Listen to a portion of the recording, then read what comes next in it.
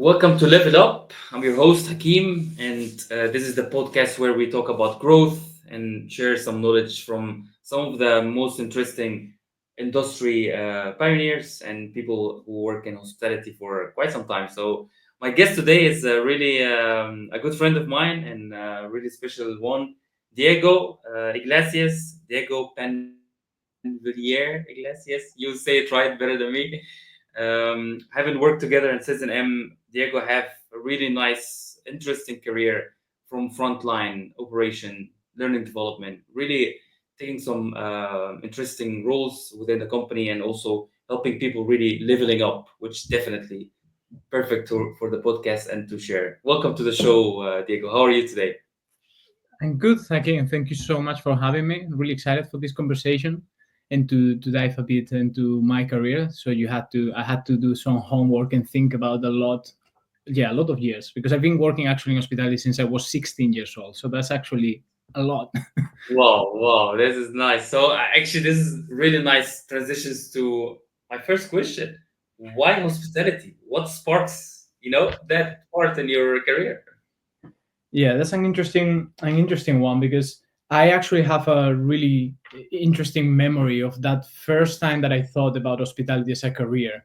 And I was one like I never was one of those kids that was growing up with sadly knowing what I wanted to do, and I always envy those kind of people that from the get go they know exactly what career they want to pick. I was like all over the place. I didn't really know what to study. So I remember it was a family vacation that I had with my family in Sitges, which is a little town close to Barcelona. We were staying at it was a Meliá hotel, I remember, and I was maybe like 13 or 14 years old. So in this stage, I was really confused about what to do and not really thinking about the future that much. And we had this family vacation. It was my parents and my brother and I. And I remember really clearly the hotel manager taking care of my parents and my brother and I, and every day making our day amazing. So I remember the impact that this guy had on my parents. My parents were always laughing with him. He was cracking jokes at my brother and I. So every morning when we would see this guy, he would tell us like restaurant recommendations, where to go to spend the day. He would also follow up the next day. What did you guys did yesterday? How did it go? And I remember asking my dad, what is that role? What is that guy actually? Let's do it. And my dad told me, yeah, there's probably a hotel manager whatsoever. And I was like, so what do you have to study to actually do that? So I remember that being like, I actually can do something like that. That seems really cool. How amazing it is to have this impact in someone's day, but maybe even someone's vacation or even someone's choice for a career. Because this guy, I never met this guy again, but he would never know that actually that he sparked that on myself Yes, based yes. on the impact that I saw this guy had on my parents especially. I remember my parents being always really happy to see him, and that obviously made my day as well. So that was It's interesting. always about the experience. That's what I believe in. I think it's similar to me as well and to a lot of people. Is you experience something that really spark a passion inside you. Spark, okay, this is something I would love to do. I would love to give that experience to make people happy and let them feel well taken care of. So amazing, really nice. Thank you for sharing. I No, no. wanna you have a really interesting career. I wanna hear from you, of course. We've been working together, absolutely, and it was really nice time. But I want you to maybe walk us through what happened because you were in front line, then you suddenly changed direction to learning and development. So Yeah. also there must be some moments there that really sparked that change of direction within hospitality. So talk us through that. So, to give you a bit of context, yes, being a teenage boy, like when I actually got into I studied tourism management here because of that kind of that memory that I share and what it sparked on me. But then I had like different hospitality jobs just to pay for the degree. I was such a bad student that then every summer I would have to do different jobs, and normally it would be bars or restaurants, just to get money to then pay for the next year. And, Wow. that actually, even though I did it to get that money to keep studying my degree, that gave me so much experience that then with Yeah. time I realized like people my age didn't really have, like just experience, just working with people and being able to talk Yeah. to different people and to be like creative problem solving, that kind of stuff. and that built some rapport to then what I wanted to do further on. And actually moving to the Netherlands, which is where I joined Citizen M, where I worked for the last 10 years of my life before I moved back to Spain. That wasn't a career-driven decision at all. I went to Amsterdam because after a few visits, I really loved the city. So I was just thinking, okay, let's just get a job that allows me to move to the Netherlands, and then I'll think about career at some point. I was like 25 at the time, so I wasn't really thinking about the future in that sense, and I just wanted to have fun. And how Yeah. lucky it was, and who would have told me 10 years later that I was the company that actually reached out back to me while I was still in Spain and hired me was going to be the company that I grew into for all of those years. Like I wasn't Nice. expecting that. Really And so that I always say, like, I was really lucky that they were the ones that reached out to me, because then I was able to build that career in there. And I started in a Citizen M Schiphol airport hotel, and I nice. started as an ambassador. Busy, And the most busiest one. a really busy one. I always say, like, even when facilitating trainings, when people complain about that specific property, I said, like, that's the best property to really become a Sure. really all-rounded ambassador that knows how to deal in every station. That's that either makes you stronger or kills you. But if you take the challenge, is perfect for training and to become a really well-rounded ambassador. And so yeah, I started there, and I always said I remember also this specific moment as a really important one, because I had at that time I had great leadership, and I also witnessed not really good leadership. I had like 4 different leaders, and in my opinion at that time, 2 of them were really good, 2 of them, in my opinion, and now with time, were really bad. And that also shows you something. You can take the lessons of what you don't want to be as a leader, and what you don't want your team to feel from the ones that also made you feel that way, but also look up to the ones that were doing things really great. And it was one of them. And this time, as I was saying, I was in Amsterdam, I was partying a lot, I was just using the job to get the money and pay every month's rent. And there was this day that this leader asked me, and I remember specifically the question, which then with time I know that's a coaching question. It was, Diego, do you realize the impact you have on your team every day that you're on shift? And for me, it was like, I don't know. What? I just come and I remember I So said, deep. I, I just come and I do me. And then she asked me, but what is that you do so natural that for you it doesn't take any effort, that creates this impact on the team? That they actually, when they see the schedule and they see, oh, Diego's on shift, it's going to be fun. Oh, Diego's on shift, oh, we're looking forward to work that afternoon or that morning. And that, it really, like, it's sometimes I think, like, in leadership is as well picking the right moment to ask that question. Because if you ask me that question maybe 3 months before that, I would have been like, yeah, whatever. But she Yeah. was following up with me, and she saw that I had potential, and she probably waited for the moment that I was maybe ready to get that question, and then reflect on myself as I did. And then I thought, I can actually do maybe something with this. I can actually become a leader. I can actually become a manager. And then on that road, that made me also really interested with talent development, because as I experienced it myself and I saw what someone with a simple question can do to you, I was like, how cool would it be to at some point be able to do that to other people as well? So that's kind of like Yeah. the progression, and that was a moment that for me was really important.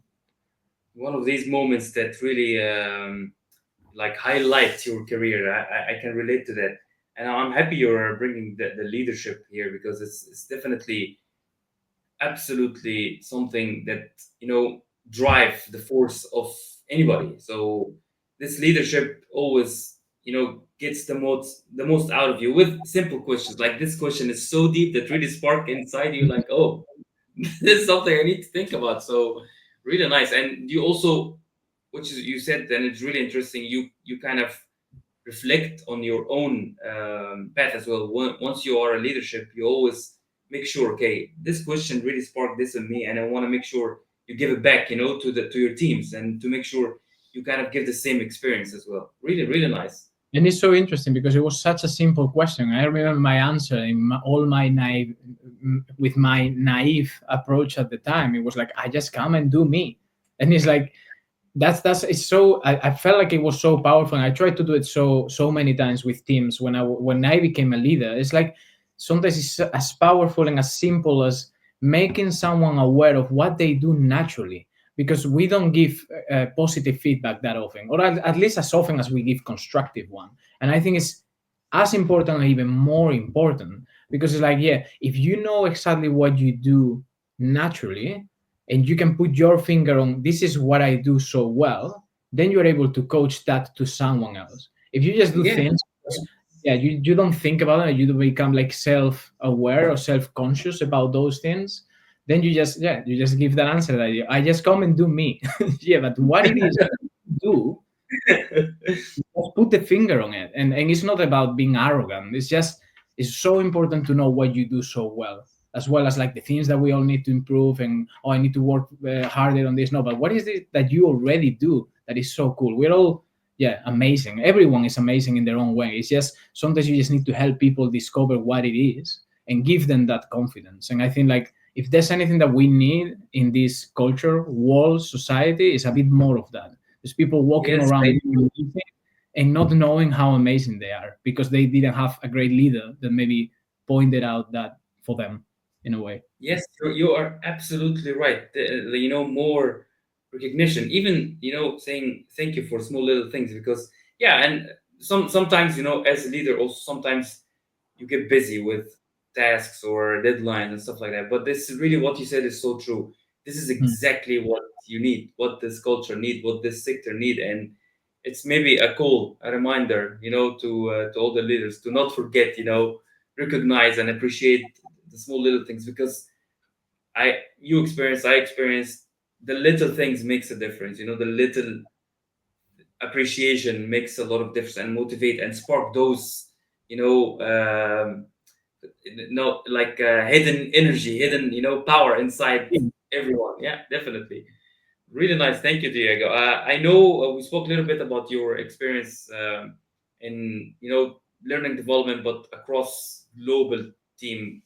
You've been working in a global company, so you've been in charge or responsible to give trainings and education to people not only on the floor but people somewhere else in the world. It can be in USA, it can be in Taipei, it can be. I know we spoke specifically about Taipei, but Yeah. what I want to ask you, if you pick up an example and tell us maybe what kind of challenges did you face, and how did you kind of overcome it to make sure also you reach out to the people who are across the Yeah. globe somewhere else. Yeah.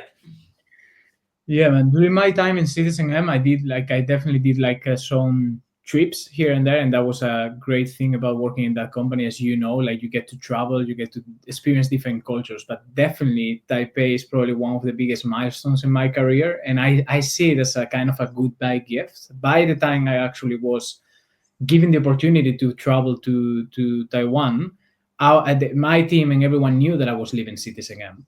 But around that time as well, Tony, who was the leader Yeah. in the Asian market, he reached out to my leader, and he was asking like for someone to go and do different like cultural and leadership trainings there. And my leader came to me, and I was so grateful because they knew I was gonna go, but they also they and yet they wanted to give me the opportunity and to be, yeah, to be trusted and encouraged in that way to do something, yeah, to facilitate some cultural and leadership workshops over there with such a complete different culture and autonomy, right? Because normally sometimes you do these things with someone else on your side. I had someone to do it with me in Asia, but I felt like I went completely by myself. They gave me all the responsibility but also the autonomy to build the trainings, to deliver them on the way that I wanted to do it. They were there by my side. There was a lot of preparation, but again, for me, getting out of my comfort zone, but still feeling trusted and encouraged to do something like that was definitely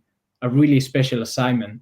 And then Mm. during preparation time, because it was our hotel in Taipei where all of this happened, but they were also flying some leaders and people from the hotel in Kuala Lumpur there, and everyone was really excited because they sometimes being in the Asian market, time difference, they don't get that much attention as other markets in Citizen and from the Yeah. hotel portfolio get.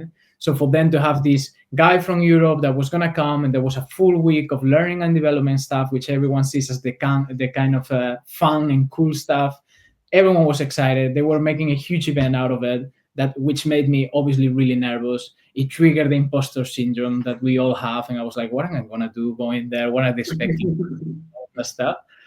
So it definitely helped, like all of the preparation that we did prior to that, because what I knew for sure is I wanted to tailor the trainings to their challenges, to their context, thinking about like hotel Yeah, context but also exactly. cultural context. So I wanted to be really prepared, and a lot of conversations went on with Tony in Asia, and also like the girl that was kind of in charge of talent over there prior to my trip, just to understand all of those things, all of those questions that I was having, and maybe sometimes also like prejudice that I had, or stereotypes of the Asian culture, and they were kind of helping me understanding what were the challenges that they were facing. Funny enough, really similar to the challenges in the US and in Europe, our leaders were facing as well. So that wasn't that different, but definitely yeah, some preparation to understand those cultural differences. And there was a lot about, for example, hierarchy, and Citizen M kind of they pride themselves in being a really flat company, not really believing in hierarchy. But then in Asia, they really respect hierarchy. So I knew, or I wanted to, I needed to be aware that I was maybe gonna be perceived as this guy coming from Europe. Everyone was gonna be listening. I didn't want that. I wanted to be, you know, a really flat training. I wanted them, because that's the success of those kind of trainings, that they are genuine and they don't Yeah, have this kind of looking up to me, but are just talking to me as yeah, one of. exactly. And I just had a week for that. So it's like that's kind of the challenge, right? How do you build trust quick enough, and kind of break those barriers of hierarchy, so I can actually have them sharing their genuine thoughts about what they're going through. So that was definitely like a lot of like conversations, and that was kind of the preparation that I went through before going there. And then my surprise was that even though there were some challenges, and I remember one of them being language, there was a training that I had to give to the leaders of Taipei, and two of them didn't speak really good English. So sometimes I would be saying things. Emma, shout out to Emma, she's amazing. She was kind of translating on the go as I was giving the training. So obviously, as you can imagine, for the rhythm and of the training and the activities that I take them through, and that I'm used to, the way I used to do it, it was completely different. So that brought some challenges, but I was definitely surprised by the level of, I don't know, kindness and hospitality that I experienced there. And I had this feedback from some people in the company that actually went to the Asian hotels, that I always heard everyone saying that their experience was amazing.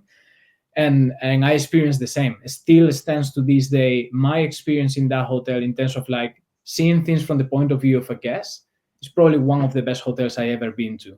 Not Wow. only how they treated me, but the way they would deal with guests. And maybe that's also part of the Asian culture, that really like Yes. service oriented. But then you spark that with a little bit of the citizen M culture and the company culture. And I mean, I was really surprised by that. I was Perfect mix. yeah, amazing experience there, and the way they actually breathe the culture of the company was great. Really nice to hear. And it is definitely very important. And I think I felt myself the same in several companies. What I think highly in System is for the people who's working to really be part of the culture, like be the culture, because that really is the whole Mm. secret ingredients that really brings that experience to the guest, which actually something that you as learning and development was responsible for, which definitely make sure anybody comes from a new joining to kind of um drink that that spirit, that the secret ingredient to be part of it. Really Yeah, interesting. Since we're talking about training, I want to maybe ask you, and since you've been also doing all of those learning and development, which soft skills do you think most critical for hospitality sector today, like for people to learn? yeah, that's a good question, man, because it's like one of the things I think like we all can agree on, and that's not hospitality, just across sectors or industries, is that from the global like there's been a war before COVID and after COVID, Yes, right? yes.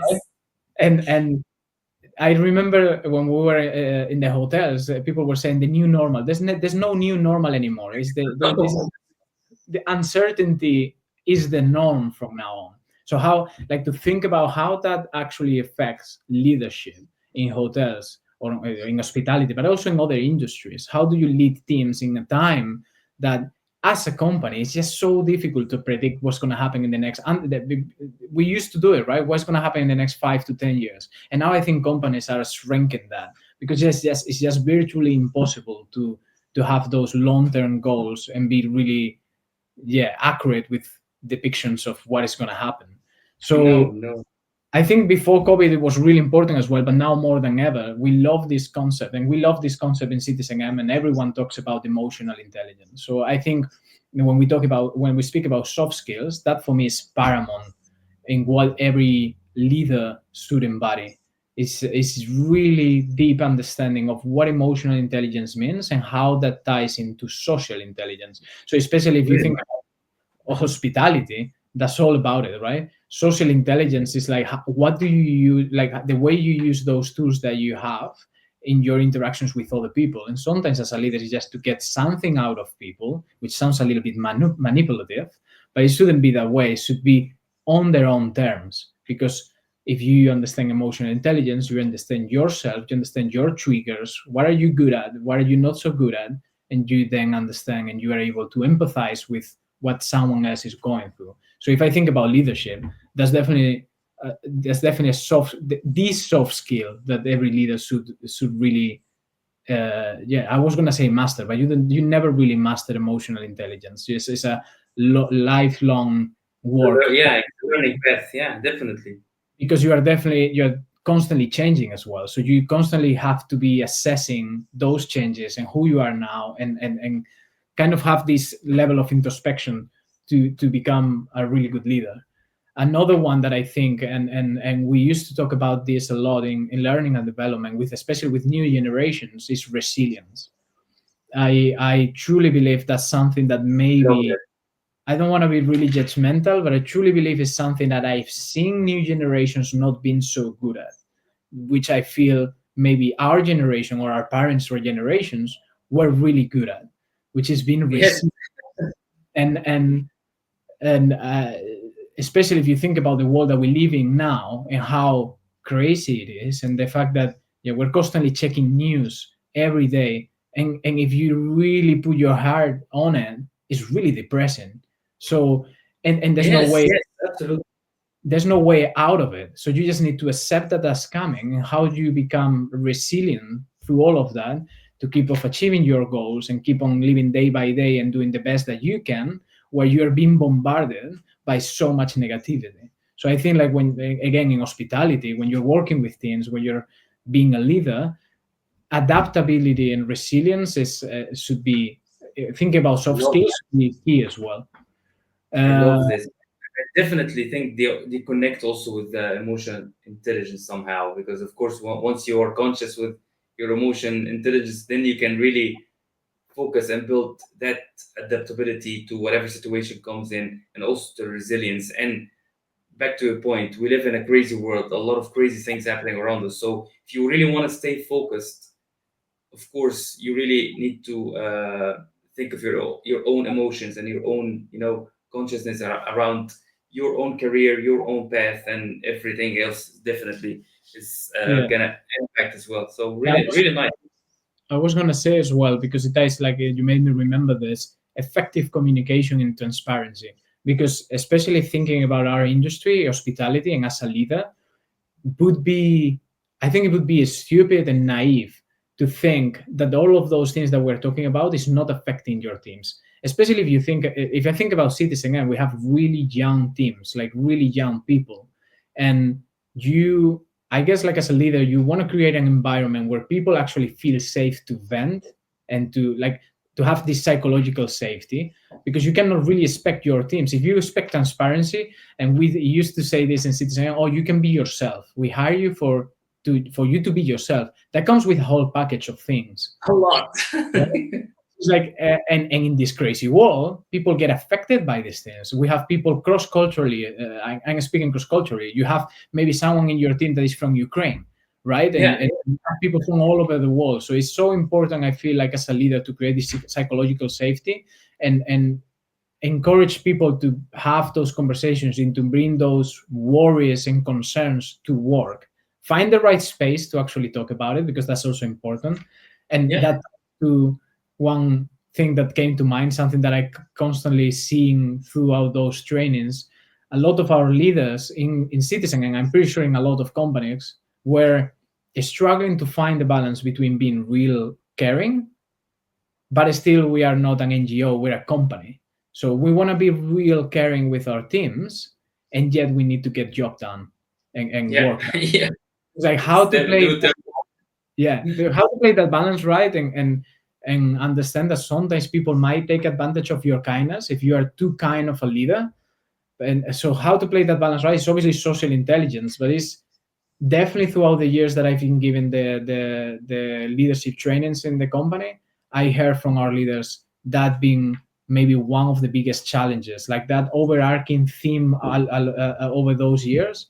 It was that how can we be that cool, friendly, open leader and still be disciplined and resilient, and make sure that we get the work done. That's why I said when I was sharing, we need to open the space for those conversations. It's also about picking the right moment to do so. So So it yeah, doesn't exactly. just a place to vent, and every day is all about my emotions and my feelings, and then leaders are walking in excels every time that they need to say something. So it's just playing that balance right, I think, is what it makes a great leader. And it sounds easy, but it's a really difficult thing to do It is. well. I fully agree with you, and this is very insightful. I love the tips and the advice, and I agree. It's not easy to create for a leader to create that safe environment. You know that people can really talk freely, but still can do the job and can still Yeah.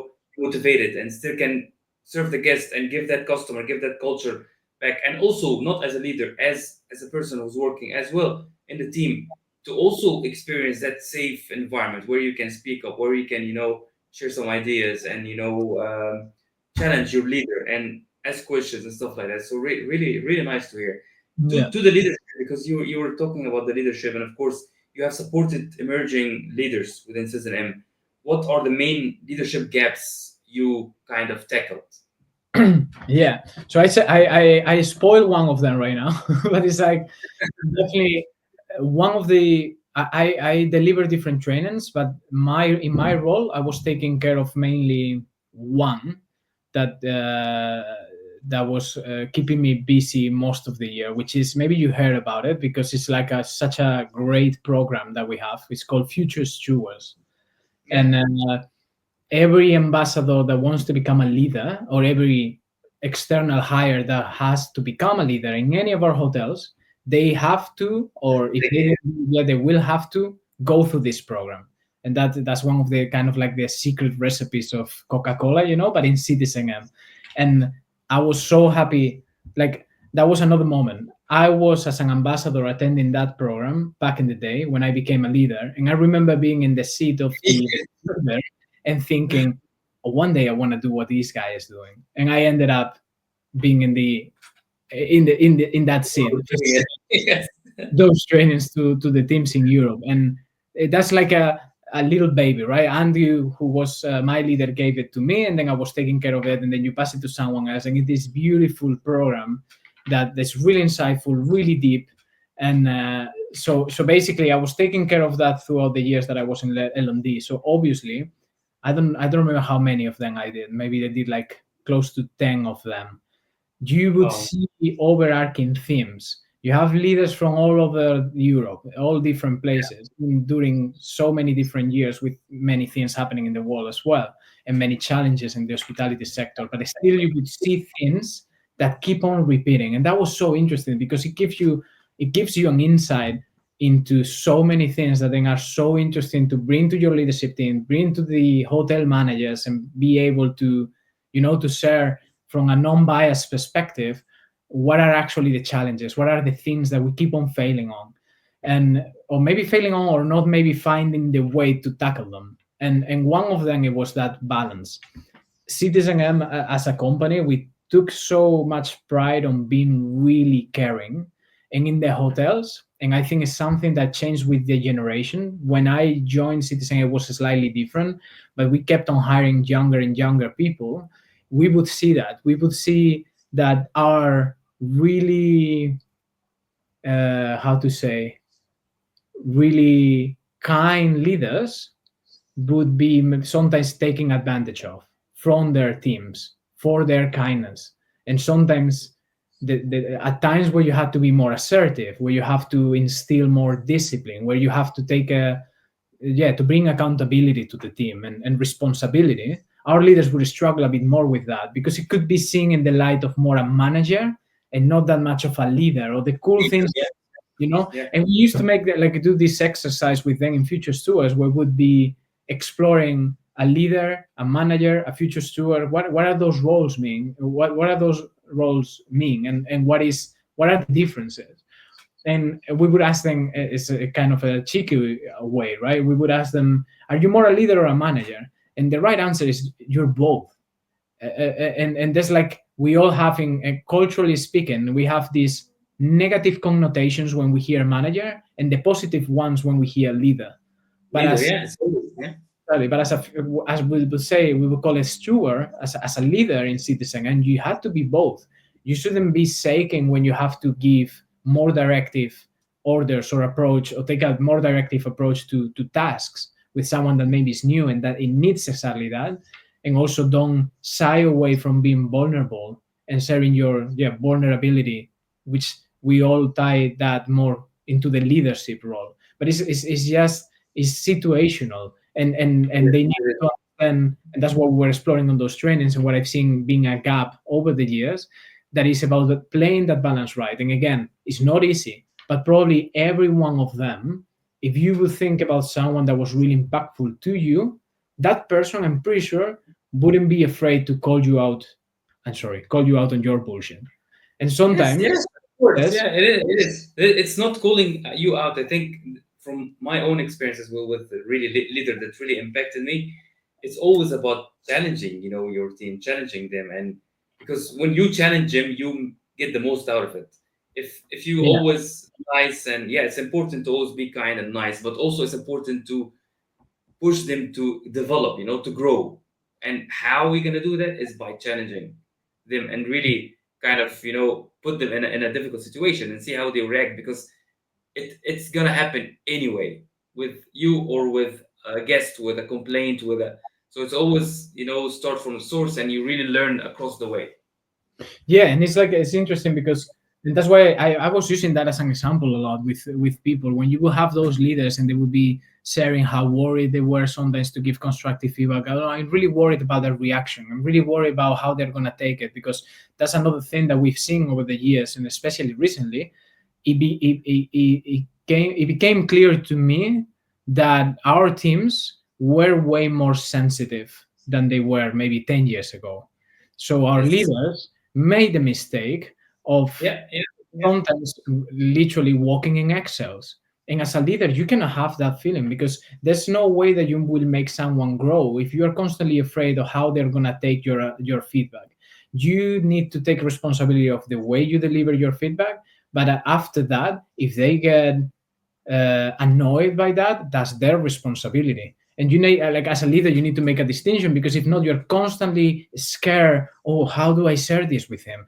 Like, there's a goal. We're all here to deliver a great guest experience. So take those moments to do that, and you need to assume, I think, as a leader, you need to assume the risk that it won't be well taken. And if it's not, that's okay. And I feel like our leaders sometimes had like that. Yeah, they were really scared. They were like, and it shows how amazing people they are. We're all really caring people, and that's why they became managers in the first place, because they were great and they're kind. Yeah, It's just yeah. understanding that kindness in a short term versus kindness in a long term. And again, every single person that had a really great impact on myself, and I think that speaks to all of us, even if it's our parents, our great coach that we had like in sports, Absolutely. sometimes we Absolutely. will, sometimes we will hate them. They would say something to us and we'd be like, this Thank mother. you. But then after time, you would be like, oh wow. And I always say this with like I always had this with my parents. Now with time, at the time I was like, I forget. Yes, holy shit. Yeah, they were right. We have to do that. And at the time it hurts a little bit, but then Yeah. yeah, that's what as you said, right, that's what makes you grow. You need to push people to the yeah, a little bit outside their comfort zone, and in those worlds that's their comfort zone, so they won't like it at first. They might be like, why are you making me do this, why are you telling me this? If they're the right people, or if they have the right, they will be in the right mindset, they will thank you later. I always said that this to them. And the ones that take it in the wrong way and maybe want to leave or stuff, maybe they're not the right people, maybe they were not at You're the right. right stage You're right. to have that, but it still is your responsibility It, to it is. It do is. that with And people. it is part of being a leader. You have to deliver a feedback. Feedback is so important. It's so key. You have to be confident, and you have to also expect consequences. And I think, as you said, it's not easy to make the balance. It's one of the most difficult things, I think, in leadership.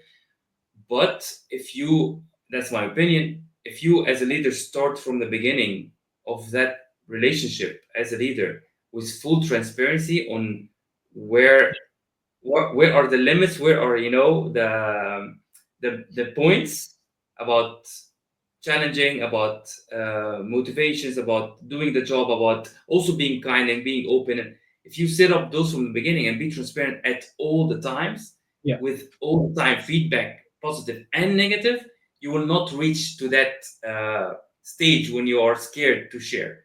Because when you are indeed. scared to share, that also means there's big gap, between Yeah. the leader and the teams. Because if you're scared to share something, then okay, there's a problem. Yeah, definitely. Yeah, definitely, man. Like now that you said that, I remember something that we used to tell them as well a lot. And in my experience, it happened that way.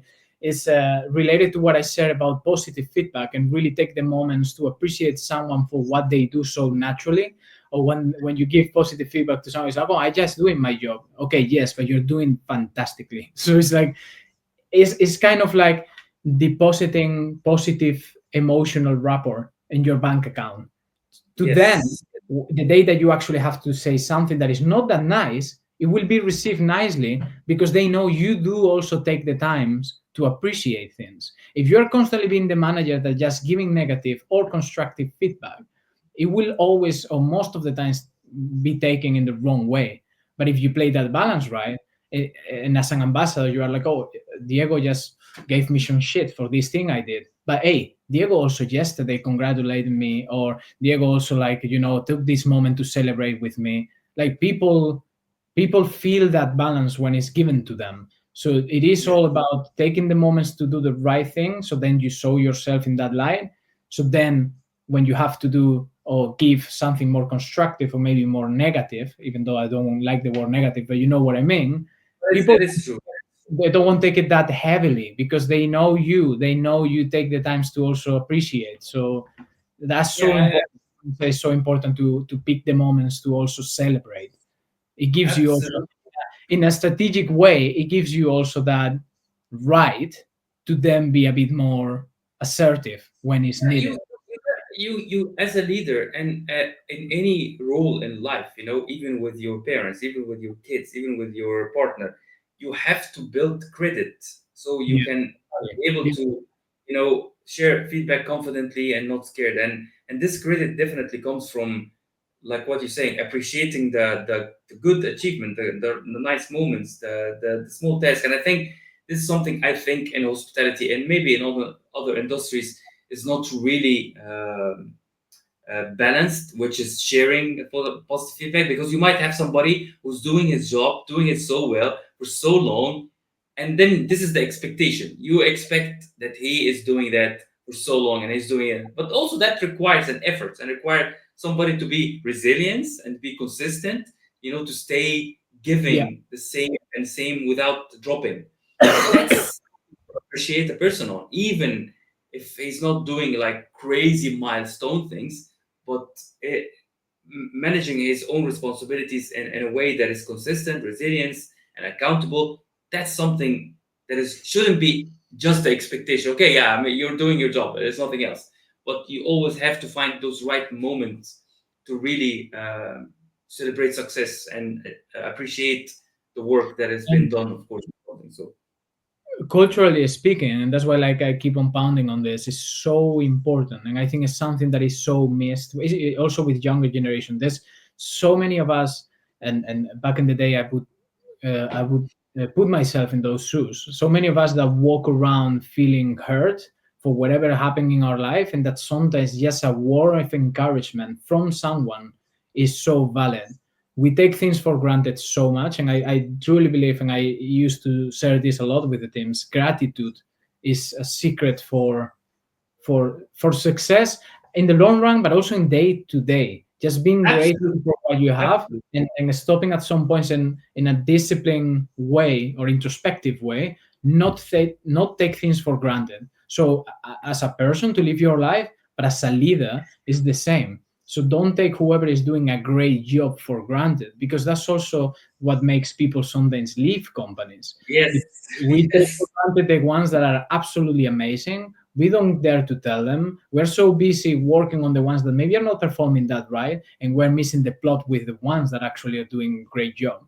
So again, I cannot repeat it enough. Like just taking those moments to appreciate someone and say it, because that's also something that we explore in trainings. Sometimes for leaders, it's more uncomfortable to share a compliment than to share a constructive piece of how Yes. crazy, and this is culturally this is the way we're brought up, but how crazy a world we live in where we struggle more to say, hey, you did a fantastic job, hey, you've been amazing with this guest, and look at Yeah, someone in the eyes and don't feel uncomfortable. What kind of world we're living in where that sometimes is more challenging than go to someone and be like, hey, you should do this better, and then you feel yeah, comfortable yeah. doing that. And we need to switch that around, especially in hospitality, because I did in my skin see the effect of that when you do it, and what it does for the other person. I've seen people grow so much just by people appreciating who they are and telling them in their face, even if at that moment people are like, "Oh no, just stop it." We all have that. We all feel, oh, maybe we get become a little bit red, or we are feel uncomfortable because it's just because we are not used to. We are We're not not used to used. people Yeah, yeah, telling us how amazing we are, and yeah. that's We're that's so quick to sad. highlight a bad, bad moment or bad day, and not really good to highlight hundreds of or Yeah. tens of good things. How sad is Yeah, that? there is. I wanna move a little bit to culture. We spoke about a lot about Yeah. culture. Also, how culture can really protect if it's really practiced or lived on the right way. So, what role does culture understanding play in a team performance and a company culture? You probably will agree with me, and a lot of people I know maybe that are still in Citizen or former employees from Citizen. I think like one of the things we all took from that company is how amazing their company culture is and how much focus they had on that. And I always say it's kind of a gift and a curse. And it's a gift because we got to experience it. But now, for example, that I'm not in Citizen anymore and I'm looking for what to do in my life, it's a curse because I became picky with what I Yes, want to do. I became picky with the way I want my managers to treat me because I had such a great experience in that company in terms of culture that now I feel like I cannot lower myself to a company that don't see company culture as paramount in their day to day or in their operations or in the way they they deal with leadership. So it's a gift and a course in a funny way. And I think company culture should be paramount for every company. If I think about hospitality, it should be a no-brainer. But like I think in every industry, in and every industry.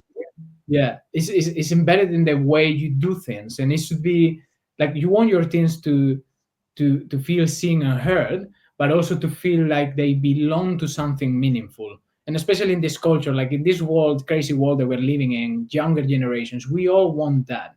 And you spend so much time at work, especially if it's not like a remote work, but you have to go to the office, you have to, yeah, to be with different people and dealing with your teams.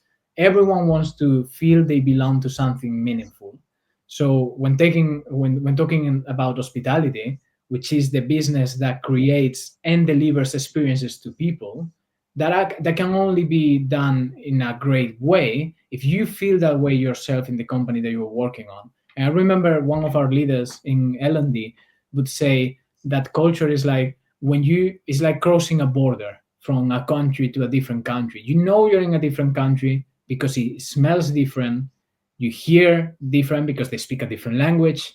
You see people refer to each other and being attended to in a different way. So it's like you see it, you hear it. It should be the same in a company. And you probably agree with me because you also travel a lot. You would be in Paris, you would be in Boston, I would be in Taipei. The moment you're inside Citizen M, it was like, okay, I'm home. Yeah, you feel It's like, home. Yes, no, exactly. Yeah, yeah. we had Asian colleagues, we had like Russian colleagues, we had like American colleagues. It doesn't matter. The moment you enter that big M in any of their hotels, it was like, okay, I feel home. Smells in a certain way. That's also like the brand aspect of a company, and that's a whole another conversation. But if we don't think only about the brand identity and we think about the people, that's culture. So Citizen had its own culture, and I think there's another balance trick to play right here, which is acknowledging the different culture you're stepping in, the market that you're stepping in, what are the cultural hallmarks from that culture or from that country. So respecting that, celebrating that, but also bringing the company culture, making those two match. So hopefully it gives you this feeling when you're in those hotels that you are actually is known territory. It has its differences, they are celebrated, but there's something about it, there's like-minded people that you immediately feel at ease. And that happened to me wherever I went to traveling for work. In the streets it would be slightly different. The moment I step into the hotel, it's like, okay, I'm home. And that's like, I mean, if you think about it, that's an amazing feeling to have because it's work, it's still work, but it felt so Yes. much like home. There was something that company did so right on the way they were hiring people based on company values build culture. So obviously it makes sense to hire people on that way that made you feel home wherever you would be in the world. And I think that that speaks volumes about Citizen M's company culture. But again, as I was saying, why it's so paramount, it should be so important for companies to build a strong company culture that makes people stay, that makes people feel that they belong, and Yeah. that makes people want to be and want to hang around. Definitely, definitely. It's as you said, I will agree with you, and I definitely agree with you. I felt it myself, and it is definitely by far the top reason why would people stay with this system is that culture feeling, or even become a difficult reason why to leave is because they will be so picky, going somewhere else because you don't have this feeling of being belong to something wherever they travel. You feel the same. You feel home. You feel, oh, this is my home. This is what I feel good, and that actually is in my opinion, one of the most important aspects that motivate people to work. Motivate you, and you feel belong. You feel you're gonna be taken care of. You feel you're gonna have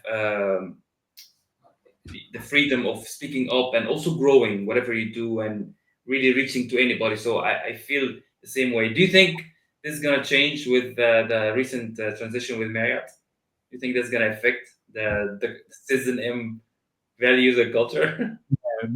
Big milestone there. I don't know, and I hope not. What I was really happy about, and you probably knew, is that they brought in someone that was long gone from the company. Yeah, yeah, One of yeah, the yeah. kind of almost one of the founding fathers of everything we all know and enjoy in Citizen M. So I think that's a great asset for Shout out them. to Leonard. Yeah, for them to have in this transformation to bring back someone that really instill the pillar of everything that we got to know in Citizen M.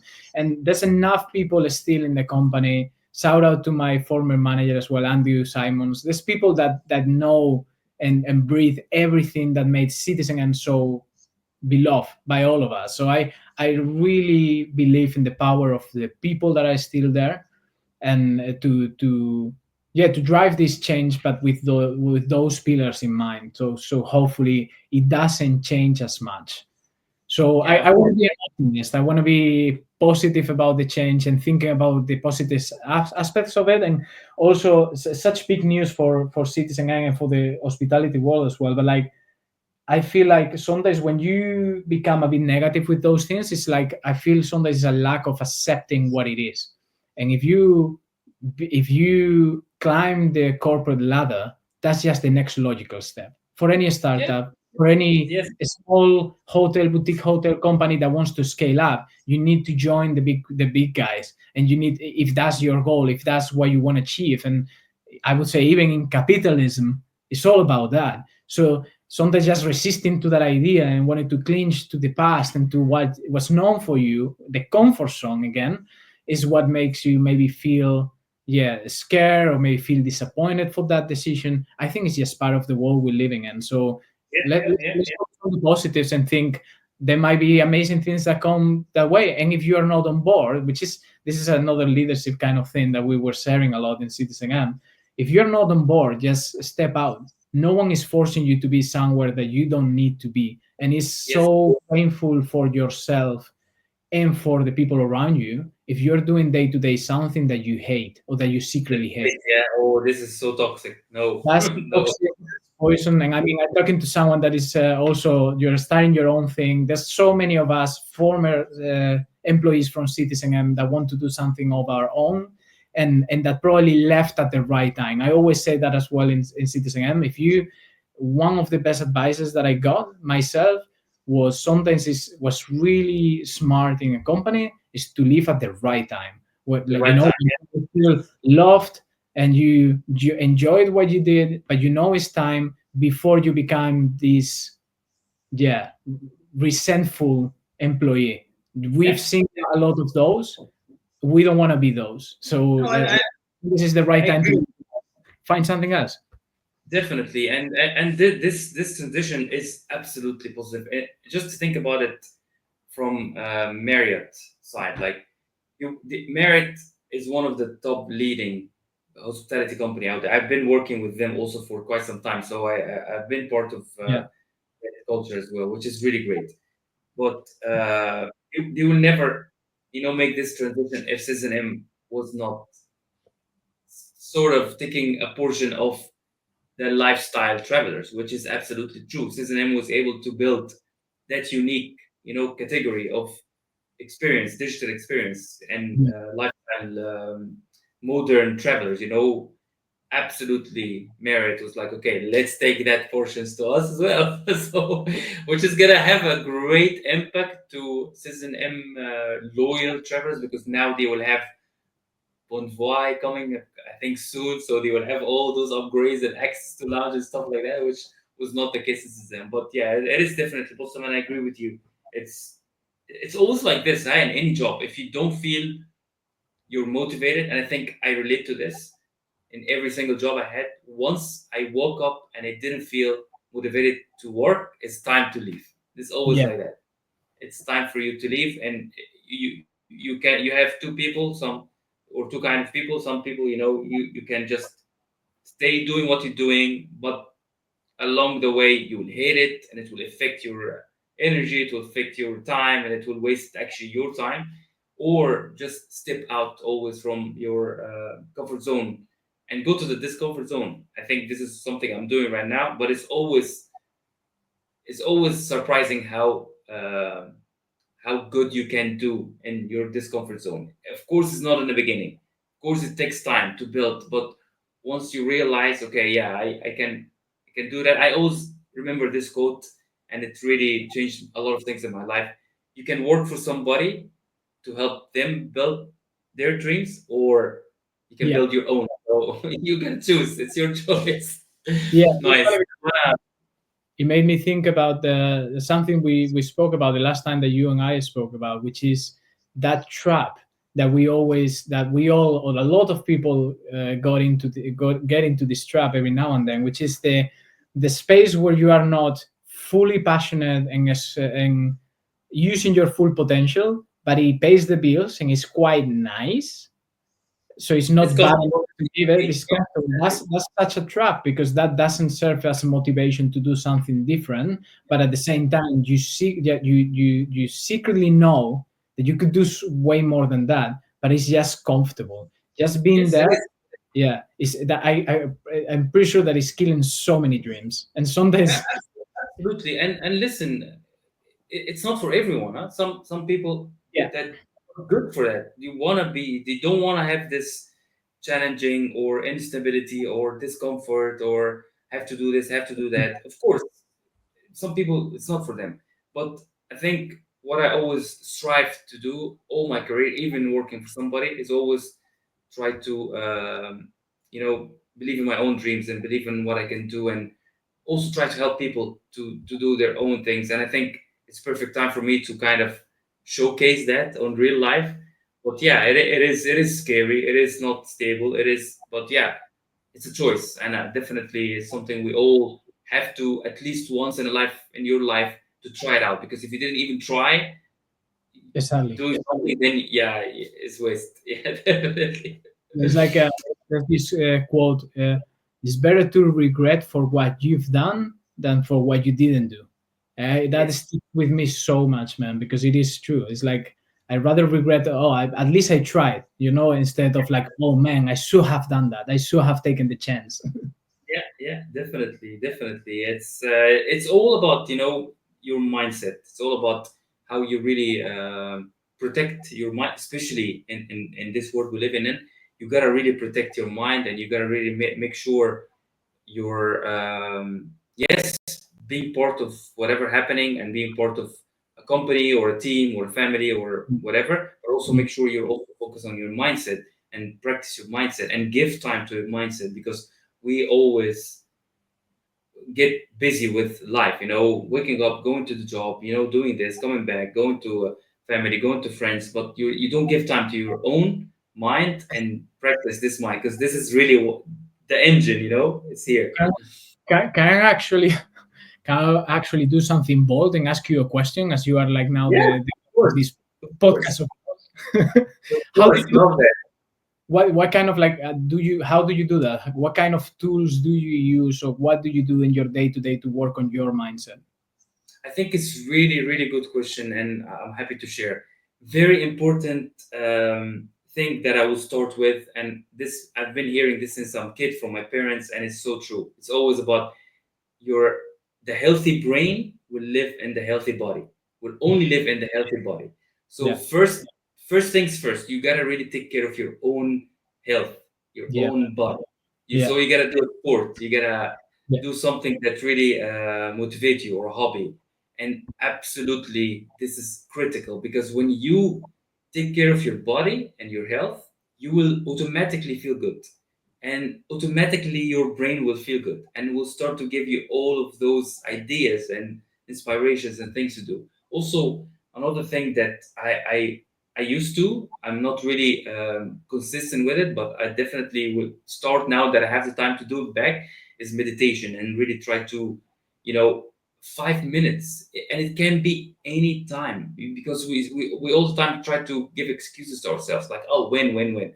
It can be when you're taking a shower, huh? Like when you're taking a shower, you can just close your eyes for a couple of minutes and meditate. And if you can, even better, to in the morning once you wake up, just dedicate 5 to 10 minutes. Just sit down, move anything from you, and just think about it. Just think about what do you want from this life, what your challenges, what is your skills, what's your. I just have a phone, but I'm gonna close it, and then really think about what do I need to achieve that next step? And yeah, do I'm taking care of myself? And very important aspect, don't put limits to yourself. If you want to go crazy by one thing that you want to be, whatever you want to be, any position, any place, just think about it. Just build it in your unconscious mind, because your unconscious mind is really what reflects in your own life. So if you try to build that in your unconscious mind by meditating, by really thinking positive about yourself, about your reality, and accepting accept your reality, accept where you are right now. If you don't accept where you are right now, it's very challenging to go anywhere. First, accept where you are at this life, at this stage, and then try to build. I always take this as my own problem. I always say, if I don't like something, I want to change it. Nobody, don't expect somebody else will change it for you. If you don't like your job, change it. If you don't Yeah, like how you look, work out or change. If you don't like certain things, change it. If you don't like what you eat, change it. It's always about changing your situation by your own decision, by your own mindset. And again, to answer your question, it's a lot of things that you can do: meditation, taking care of yourself. Sometimes you can just, see a friend, just go out, look at people who that you feel comfortable with, and talk with them. Another really important one: surround yourself with positive people. We hear it a lot from, but it's really true. If it you're is. not surrounded by people who are gonna motivate you and gonna challenge you, and they're gonna speak up in a positive things and motivated things, you're gonna drown with people that just thinking negatively and, oh, I can't do this, I can't do that, I can. So Yeah, find in your area and your network people that's similar to you, doing similar things, or even people that are doing really good. And don't be scared, reach out, tell them, can you be my mentor, can you help me with advice, can you. yeah. It's all about, yeah, it's That's kind all of about. that's kind of what I did with you, man. It's like, that was a really like the first conversation we had like after a long time. It was such a positive one. I left the computer and I felt motivated already. So it's so important to, yeah, what you said, surround yourself with people that give you energy and give you a boost. Even if in a strategic way, you can use it for that. I know myself, I know my shortcomings. I know when I think low of myself. So let me just have a call with this guy or with this other guy, which I know they will motivate me so much that I will close the laptop and I want to build a huge company of my own because Yeah, they motivated me in that way. it is. Surround yourself with optimistic and positive people that have that outlook in life is, I feel, is such a key to success. Very, very, very, very important. And to end up with the really last, really critical, important one: kick that fear out of your life. We're Yeah, always scared, of course. In this crazy world, unfortunately, we're living in, it's so not easy to be not scared. But I'm yeah, telling you, fear will just destroy you, because we always think. If you think about the fear concept from just as a concept, we always fear something that will happen in the future. We indeed. always scared you're gonna lose your job, or you'll not be able to find a job, or not be able to build a company, or not being. It's always something in the future, and nobody knows the future. So if you live in the future, you're wasting your moment, you're wasting your present. And I think this is really the most important. Take advantage of now, this moment, and build on that. And don't be scared from what's gonna come next, because you have no control out of it. But Yeah, if indeed. you attract the positive things to your life, it will come. And nothing comes like this. You will not think, oh, I want this, it will come like it. It will not happen. It requires effort, it requires time, it requires taking care of your mindset, taking care of your health, taking care of your good ones, family, friends, kids, partner, like literally, it's a lot of different things, but it is the way to be better in Mm. general. Yeah. Completely agree with all of that, man. Nice, man. I love this. I love this. I know we're out of time, but I wanna quickly ask you just a couple of questions for the people who's listening, and probably learning something from your experience. Looking forward and or looking after your own experience and learning and development, what kind of tips, advice you can give to maybe people who are in the same position or want to be in the same position? One of the big ones for me, man, and especially thinking about my career and like the defining moments of it, is and again, everything is a balance, but vulnerability. I Yeah, I cannot stress that enough. As a leader, I had the most. meaningful moments and probably the most connecting moments with my team or with people when I was being vulnerable and I was sharing, hey, I'm a human being. I did this wrong. I'm sorry. I don't know how to do this. I'm afraid of that. It's like it does so much, especially as a leader for your team, to see you as a human being. Like for me, it's like anything that I could do to erase the leader title from my forehead whenever I would approach a team member, I would do. Because I was always like, I grew up in a really hierarchical environment. I had terrible jobs with terrible managers. So that was the imposter syndrome, right? For me to have that responsibility being in those shoes when I was so anarchic before that with other bosses or managers that I had, sometimes I felt like, what am I doing here? How come am I a leader now and I'm leading people? So that's why I said like careful with that because it is a balance. You also need to be proud of who you are and who you become and know about your capabilities and skills. And I had great leaders appreciating that and highlighting that for me, so that helped. But being vulnerable as a leader, it makes you, yeah, it's precious, man. Because I had, and I always gave it the same example. I had people working with me, and there were some challenges there that became and that still are some of my best friends. And sometimes I would say like at work I'm your leader, but if you genuinely love me or if you genuinely respect me, sometimes you wouldn't have certain behaviors because you don't want to see, genuinely you don't want to see that side of myself. You need to know that I can be that kind of manager, but you love me, so you don't want to put me in that situation, so you would behave different, you would be more diligent or more disciplined because you actually like me and you don't want me to become the assertive and directive manager because you do love me. And I definitely experienced that where, and I experienced that as well in the other side, where I had a leader that was a really good friend of mine, and I know I was being a little bit naughty, and I would stop because I don't wanna give him or give her shit because I love Yeah. her. She's my leader, but I love her, and I love who she is when she's in the good light, and I don't wanna put her in that situation because it's uncomfortable for both of us. So for me, in Yes. the other schools, as being a leader, I felt like it always helped a lot to showcase that vulnerability. It makes you more human. It kind of breaks all of this hierarchical mindset that we all grew up with. And I think it's really refreshing when you have a leader that is vulnerable, that share their mistakes, that is not afraid to say, hey, I don't know, but I will figure it out.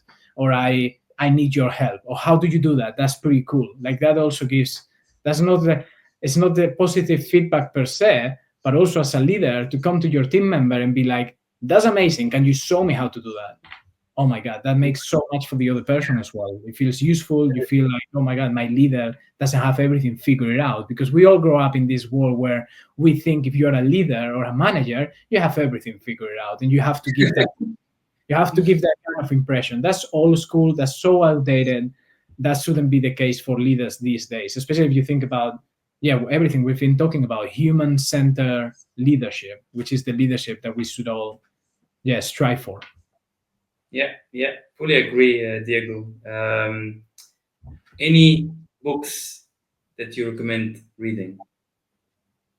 There's a lot out there for leadership. I love Simon Sinek. Who doesn't? Who's into learning and development?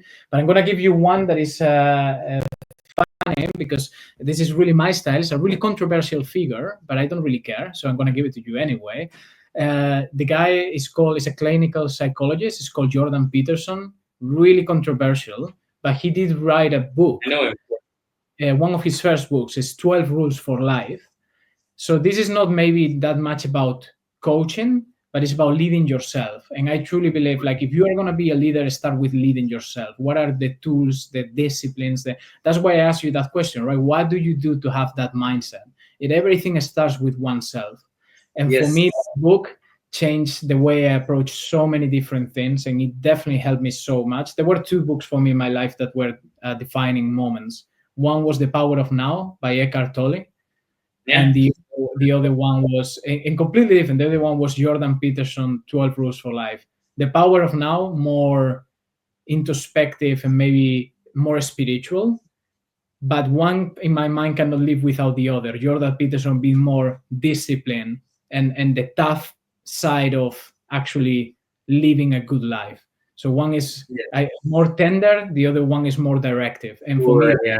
those two books, they definitely helped me to to orient my life, aim up, and all of those things that we were talking about, how to lead yourself as a human being and become the best version of yourself. So for me, 12 rules for life I would give, even Nice. though Dan is a bit of a controversial figure these days. Nice, nice. What's your favorite destination? Travel. I went to Vietnam on a holiday vacation with my wife, and that was amazing. It was the first time that I left Europe, so it was such a cultural shock, and Okay.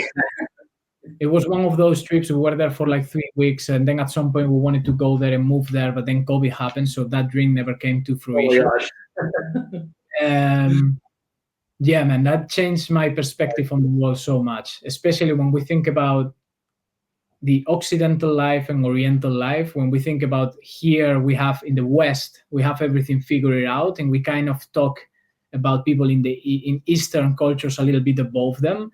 And then I went there, and I would look at someone in a really rural environment in their eyes, and I would see more happiness than anyone that I know in Europe could achieve, just having really Oh, simple things. And that sounds like such a cliche, but I really took so many lessons, cool. and I came back being so humble by how in the moment and spiritual those their people live, versus how we live in the West. So Oh that my was God, an absolutely. amazing If there's an experience. advice I give always to my kids, to my friends, travel.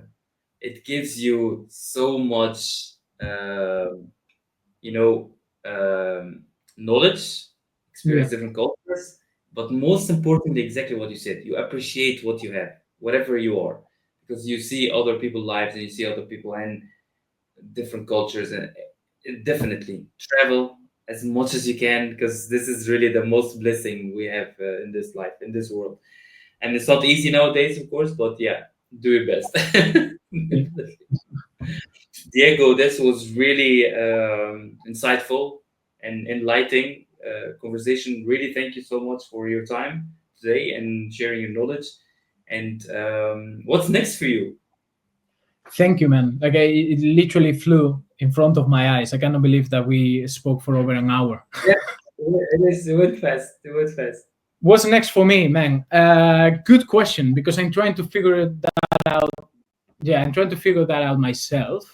But I'm kind of balancing two worlds now. I'm being a father, obviously, and I'm also Right. enjoying being employed because, as I told you, I've been working since I was 16 years old, and sometimes I feel guilty for not being working, and that's just the way we grew up, right? But it's like just enjoy it now, stop, and Yes. enjoy being a father for a while. But yeah, definitely, and that's why I reach out to you, and I'm speaking to different people, former employees from Citizen M that are also doing their own thing. It looks like I've been looking for a job. I'm not getting the response that I wanted to. I'm not finding any companies or anything that really makes me passionate about what they do, as I did in the back in the day with Citizen M. So kind of the same. I'm just working on trying to build something of my own and try to put the skills and everything. I think that's why we are so thankful to Citizen M. Even if we are not there, we learn so many cool things there that we can Can definitely Yes, absolutely, can definitely absolutely. bring to other companies, maybe small companies scaling up. They don't really understand customer experience.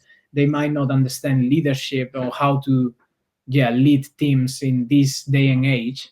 So I would love to be that guy. I would love to be someone that can work as a consultant, as facilitating or designing programs, because that's what I learn I do the best, and where I can be the best version of myself is to be that person, kind of nurturing and developing talent. Loving So that. Make it doing happen. Make it happen. thank you so Definitely. much. Thank you, Diego, so much. I really appreciate your time and also your support to be part of the podcast. I really enjoyed the conversation. And yeah, we stay in touch, Yeah, definitely. Wish you a likewise. really nice day. Thank you. Have a nice one.